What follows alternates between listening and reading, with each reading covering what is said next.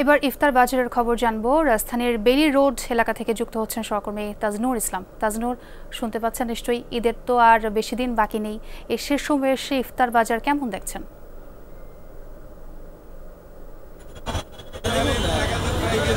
আছে রোজা যে কদিন থাকবে সে কদিন তো ইফতারের বাজার জমজমাট থাকবে, সেটাই স্বাভাবিক।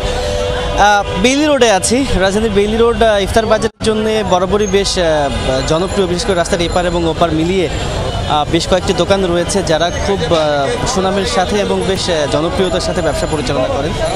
আমরা এই মুহূর্তে যেই দোকানটিতে রয়েছি সেটি আসলে বলা চলে যে ওপার মিলিয়ে বেশ কয়েকটি দোকান রয়েছে যারা খুব সুনামের সাথে এবং বেশ জনপ্রিয়তার সাথে ব্যবসা পরিচালনা করেন। আমরা এই মুহূর্তে যেই দোকানটিতে রয়েছি সেটি আসলে বলা চলে যে এখন পর্যন্ত জনপ্রিয়তার দিক থেকে আমরা দেখেছি যে অনেক বেশি মানুষ এখানে ভিড় করে থাকেন।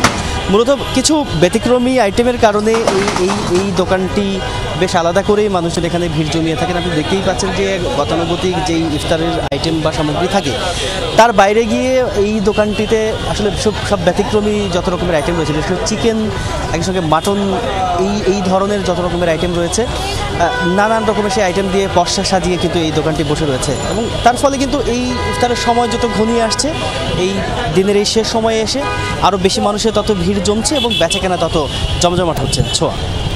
ধন্যবাদ তাজনুর যোগ দেওয়ার জন্য।